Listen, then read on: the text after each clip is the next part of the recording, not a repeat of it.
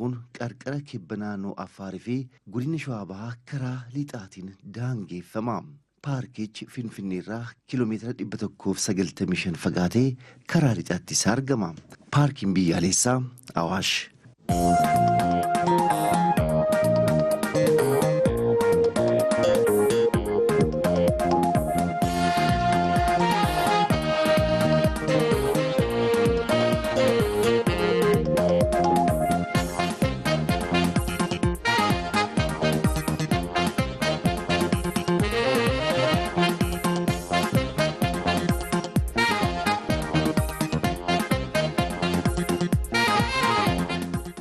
Paarkiin biyyaalessaa Awaash kun paarkiiwwan beekamoo fi hawwataa ta'an keessaayis tokko. Wantoota paarkichi jaallatamoo taasisan keessaa magaalaa Finfinneerraa haala salphaan bira waan gahamuufi. Daandiin aspaaltii Finfinneerraa gara Jibuutii fi bahaa Itoophiyaatti geessu paarkicha iddoo lamatti kuteetu darba.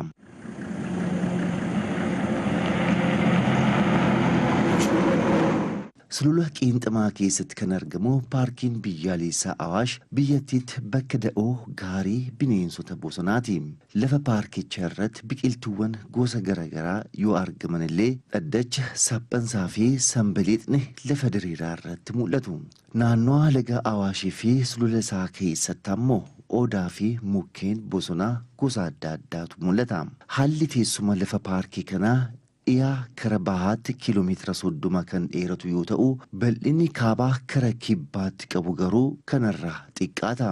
Ol ka'iinsa lafa paarkichaa inni xiqqaan sulula laga Awaash ol ka'iinsa lafa meetiraa 750 yoo ta'u, inni guddaan ammoo fiixeen gaarreen Fantaalee irratti argamu ol ka'iinsa lafa meetira 2007 dheeratudha. Ol ka'iinsa lafa paarkichi bal'inaan qabu giddu galeessa meetira 1000 irratti argama. Paarkiin biyyaalessaa Awaash bara 1958 akka lakkoofsa Itoophiyaatti kan hundeeffame yoo ta'u, paarkichi Itoophiyaa keessatti isa jalqabaadha.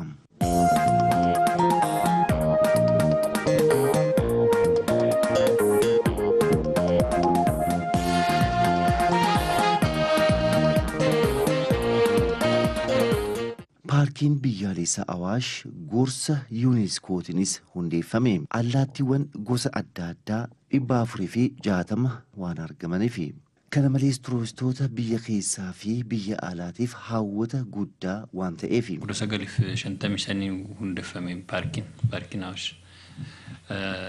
isa waliin muka ሰሜን ተራሮች ናሽናል ፓርክ ከጀደሞ isa waliin hundeeffame square kilometri 750 ture gadhiyo kana akkas ture amma immoo gara 590tti dhibbifneema manillee dabalate lakkoofsin mataalli waan dabalateef san wannu gone gara 550tti wannu jedhe. Bineensi bosonaa Saalaa jedhamu mallattoo addaa paarkii biyyaalessaa Awaashi. Saalaan maatiin qoqqoodamanii tuutaan waliin jiraatu. Kormaan Saalaa dhalturraa qaamaan jabaadha. Gaanfa jabaa fi dheerina qabu ittiin hooqqachuu fi diina isaa ofirraa qolachuuf gargaara. Paarkii kana keessatti Saalaa dabalatee bineensonni gosa 81 ni argamu. Horistoota kan jedhan maamals kan jedhaman gara 81 ni gaani.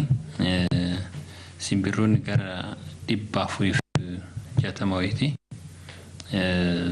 Sanirraan immoo reptiles amphibians kan jedhaman illee akkas ni jirani. Teessumni lafaallee hawwataa akka ta'e ni jira gara amma hoteela Karrayyuu sanitti yoo deemtan baay'ee hawwataadha. Turistiidhaaf osoo loojiin sun sirriitti hojjetamee turistiin osoo achi bulee oolee baay'ee hawwataadha.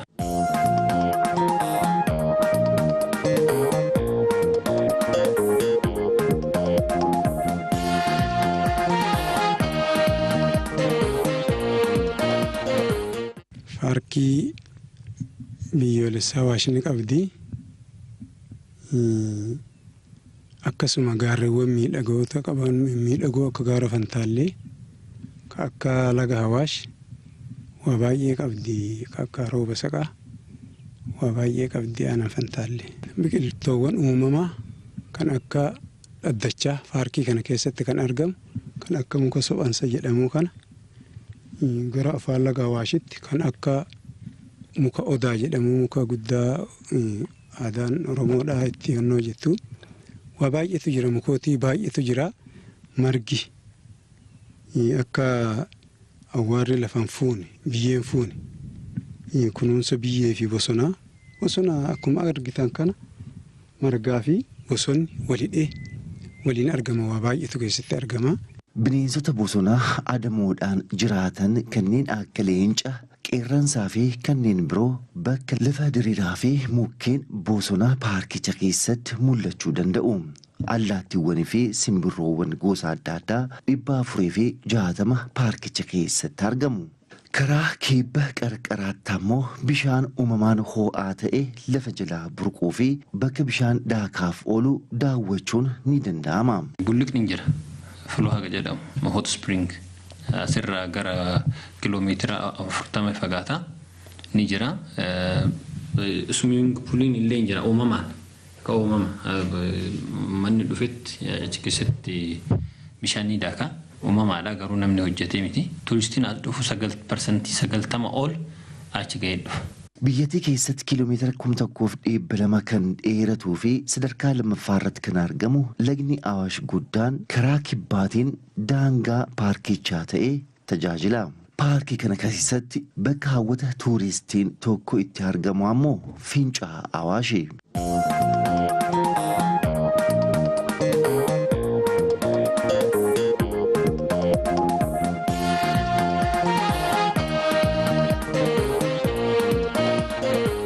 Sululli laga Awaash meetira 150 gadi lixuu yookiin fagaatuu kan jalqabus Fincaa'aa kana gadiiti. Haalli teessuma lafaa naannoo kanaa ijaaf qalbii nama hawwata.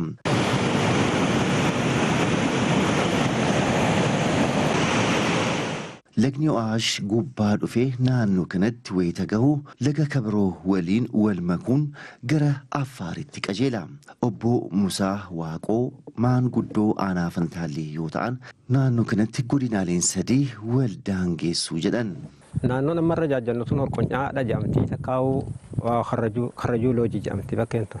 Gaafa immoo manni kun irratti hin ijaaramin Horqonyaa jedhamti. Kana duubatti mul'atu immoo lanyi kuni ija Horqonyaa jedhanii tanaanii kanaan ammoo maal jennaani laga Hawaas jennaan labii laga Hawaasii fi laga Arbaa waldaa Hawaasa fi Arbii walitti wal ta'u. Bakki Hawaasii fi Arbii walitti wal ta'u kanaan waldaa qoqqoffee jedhan waldaa Hawaasii fi Arbii walitti qoqqoffee jedhanii lagaan.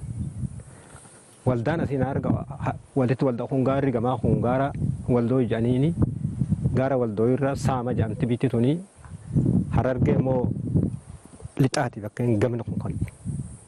Asiin ammoo aanaa Fantaalleetii wal quunnamu. Asiin ammoo aanaa Ancaarii wal quunnamu. Iddoo haa jennee gaara xiqqaasaniin karaa Arbii dhufu kana Arbii kun ammoo Arsii keessaa dhufu laga Arbaa kun.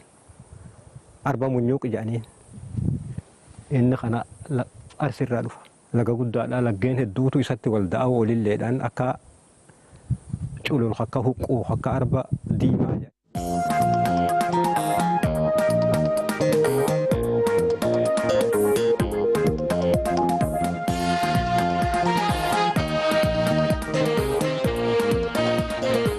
Qabeenya uumamaan paarkii Awaash keessatti argaman hedduu turan yeroo ammaan tana garuu tokko keessaa kan badanii fi kan hafan isaa immoo lakkoofsi isaanii xiqqaachaa akka dhufes dubbatu.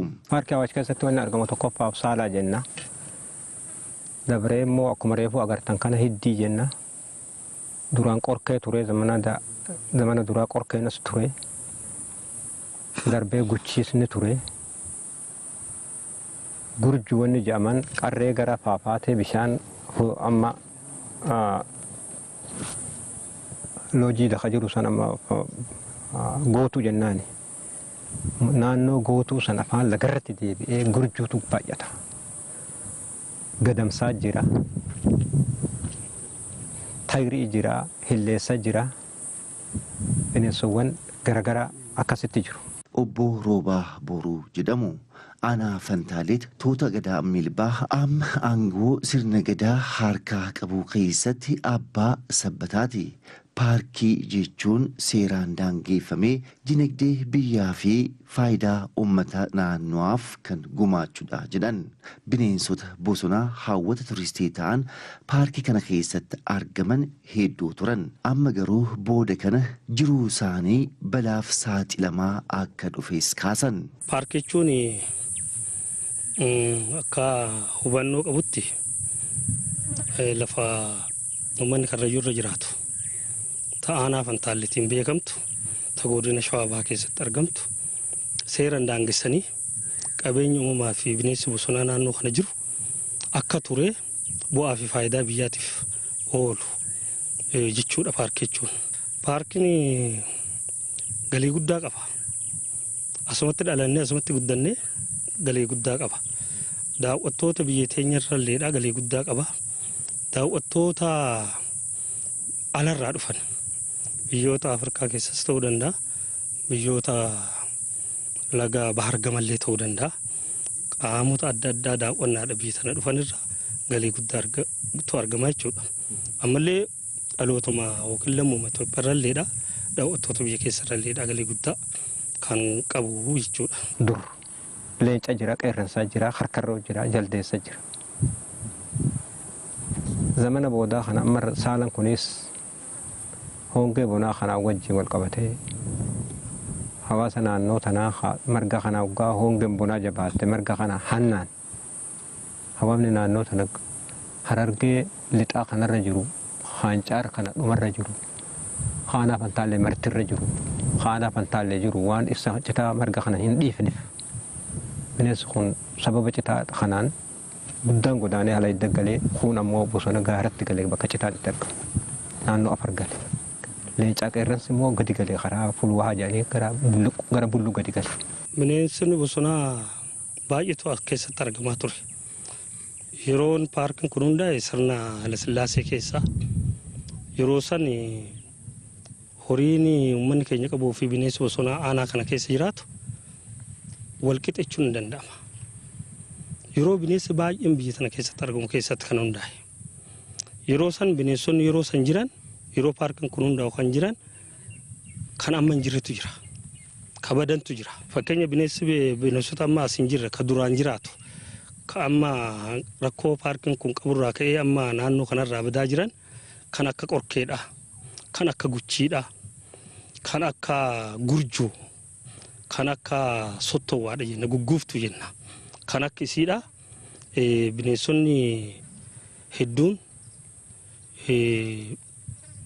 biyyattii sanarratti uumamanii biyyattii sana keessa jiraachaa jiran kan yeroo ammaa hin jirre jechuudha kan amma tuttuqe kun. Bineensota sanirraa warri hafe saaladha amma kan jiru baay'inaanii. Kun immoo hiddiidha. Kun jaldeessa, qalameedha, goljaadha, kan kana fakkaatantu argama. Kun bineensota amma qabatamaan paarkan keessatti jiru jechuudha. Leenca fi qeerransa dabalatee. Rakkoon paarkichi qabu hedduudha. Yeroodhaa gara yeroottis dabalaa akka dhufes kaasan.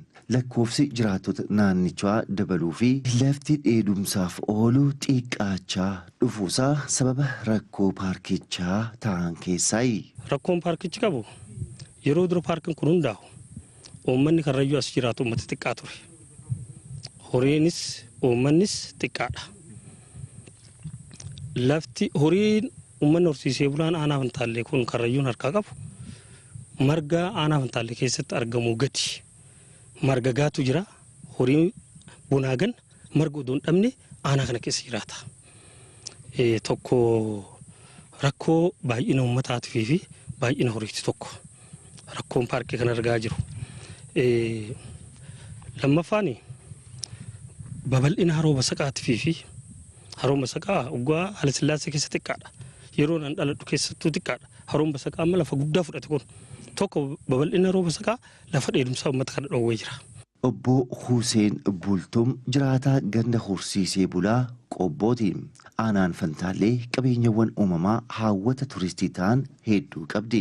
Qabeenya biyyattii fi uummataa kan ta'e paarkiin kun seeraan kunuunfamee faayidaa barbaadamuuf ooluu qaba. Haa ta'uutii garuu walitti dhufeenya paarkii fi hawaasni naannoo qabu uumama isaarraa jallataadha jedhan Obbo Huseen. Walitti hidhamiinsi paarkii fi hawaasni qabu uumamarraa jallataadha. Gaafuma jalqabaa paarkiin kun hundeeffamu sirna abbaa irreetiin hundeeffame uummataan mari'atame paarkiin kun kunuunsa bosonaa fi biyyootiif isiniif barbaachisaadha. Dhala boruutiif isiniif gaariidha. Kunuunsa bineensa bosonaatiif gaariidha jedhamee marii hawaasatiin hin taane uummatuma hawaasa naannoo kan jiru calama jedhaniituma sirni dabre walumaan itti daangesse lafti uummata ittiin xiqqaate uummanni yeruma san irraa fincila hin kaase gaafii garaagaraallee hin kaase san booddee gara tokkotti uummata irraa hin deebisanii ka deebisanillee walii hubatuu hin dandeenye sirna dabre keessa wal ari'aatuma warreebatuma kunis itti cabsee haa ta'atuma akkasumatti ture amma xiqqoo silaa walitti dhufanii waliin mari'achuun uumamee jira. Tokko tokko ciccita torbee tokko walitti dhufanii hoo waliin mari'atan torbee tokko addaan faca'anii torbee tokko walitti dhufanii mari'atan torbee tokko addaan faca'anii gatiin hawaasni asirraa faayidaa qabu maal hoo jenne marga kana qofa laala uummanni akkamittiin sheenee muka kana gaalatifadha akkamittiin asheensisee marga kana horii kiyyatifadhee irraawannoo jedha ka jiru bu'aa biraa faayidaa biraa asirraa waan hin qabneef hubantiin gahaa waan hin kennaminiif uummanni kanuma saammadheetuman dullacha kiyya bona baafadha isa jiru qofa yaadni uummataati. Lafa amma warshaa sukkaara mataaraatiin qabame kana lafti tun duraan dheedumsa horii turte.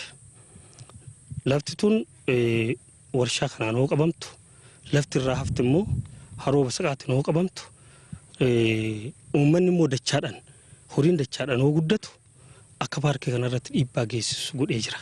Hanqina citaatii fi hanqina roobatiin wal qabate baay'ina horiitii fi baay'ina namaatiin wal qabate margi oggarraa haga oggatti odoo paarkii kana hin geenye horii tursiisu waan hin jirreef marga barbaaduuf jecha yoo margi dhabame horiin baay'een sun dhumurra ijaamee akkaataan horiin asitti galutu jira jechuudha.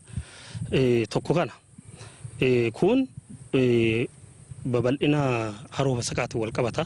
Kun immoo walitti bu'aansa daangaadhaa kan ture wal qabata. Uummanni ollaadhaa kun walitti bu'u bakka jiru sanirraa akkaataan marga naannoo san jiru ka duraa itti fayyadamu haalli itti fayyadamuu hin dandeenyetu jira jechuudha.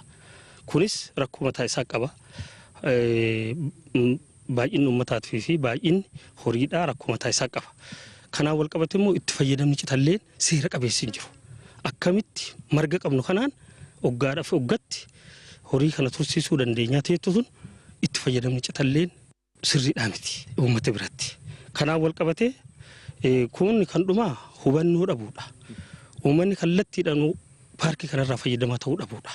Gaafa roobu baay'inni namaatis xiqqaatu dargii Hayila Sillaasee ta'ee ardiin bal'oodhaa citaaf gaya irraa guruus lafaatu gaya. Sababa lafti isaanitti dhiphateef jecha sababa maal tokkoo fi warri paarkii kanarraa ta'ee mootummaa naannoo tana jiru ta'ee nama tokko immoo barumsa kennaniif barumsa dhabaa wajjin paarkiin kun maal faayidaan inni qabu maal bu'aan inni qabu hawaasaaf bu'aa maal qaba mootummaaf bu'aa maal qaba warra paarkii hojjetu kanallee bu'aa maal qaba namni jedhee gadi barsiisu naannoo hawaasa naannoo jiru namni barsiisan jiru. Paarkichi sirriitti osoo kunuunfame faayidaalee hedduu qaba. Paarkichi bineensota bosonaa fi daawwaadha. Horiin illee ni kunuunfama. Qaamni hunduu wal hubachuun paarkii badirraa hambisuu qabna. Bu'aa paarkichaas uummataaf mul'isuun barbaachisaa ta'a jedhan jaarsoliin. Warra ollaa jala jiru haalaalu warri dirjitii biyya kana qabate. Paarkii qabate kun maaliif ilaala? Barumsaan alaalu barumsaa ho'itti nama fidu mana barumsaa mijeessuu fi mana barumsaa san duwwaan mijeessuu fi bishaan naannoo san hoo jiru maatan bishaan mijeessuu fi bishaan hoggaa mijeesse sanirraa achi ilmi namaa tokkicha Itoophiyaadha ilmi namaa tokko wannichi qabanii as qaban jiru as jiru achi jiru hundi tokkicha humna takkittiin aanaa ta'e warra waan irratti hojjetu ta'e warra gandarratti hojjetu ta'e hawaasa naannoo jiru ta'e torban barnoota warra naannoo jiru kennaaf humna takkittiidhaan isaan isii hojjetanii akka waan tokkotti fullaanu jedheetii yaadaan galiin biyyaa furdattu jedheetii yaada.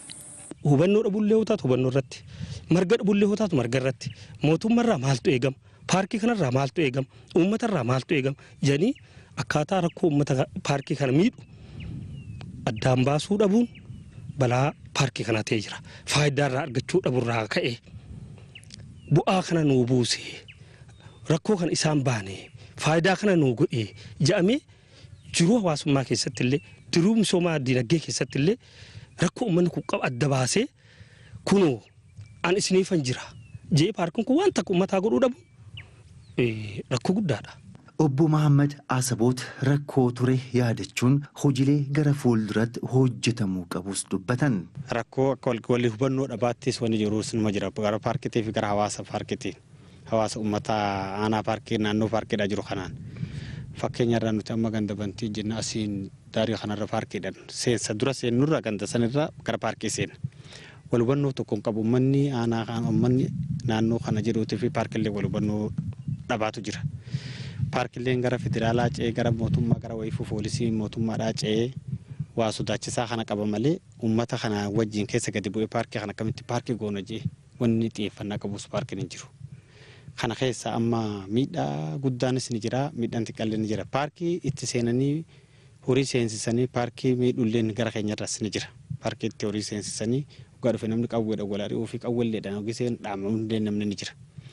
Barattoonni yuunivarsiitii Jigjigaa naachuraal riisoorsii fi maanejimenti baratanis paarkii biyyaalessaa Awaash kana daawwatanii wayita deebi'an haasofsiisne. Barataa Abdur Azaq Abdulwaasi fi Muhammad Usmaan Alii daawwannaa gochaan deeggarame kanarraa muuxannoo gaarii argachuu dubbatan. Tiyooriidhaan barachaa turre. Bineensota garaagaraa bakkeen bishaanii garaagaraa fi muuziyeemii adda addaa daawwannee jirra. Kanaas baay'ee itti gammanne kana yeroo duraatti tiyooriidhaan barachaa turre. Amma garuu piraktikaaliidhaan agarree jirra. Wantoota garaagaraa daawwannee jirra. Garaagarummaa hedduu qaba amma wantoota hedduu achirratti handaa'uutti irratti argaa turre. Amma garuu piraktikaaliidhaan agarree bineensota adda addaa kan nama hawwatan bakkee bishaanii kan nama hawwatan bakkeen garaagaraa daawwannee jirra. Lafeen garaagaraa akka muuziyeemii keessa jiras agarree jirra. Waan hedduu agarree jirra. Waa hedduu agarree sin duratti waan adda addaa kan akka handaa'uutti irratti agarree amma immoo isa argamu qajeelaa agarree irra.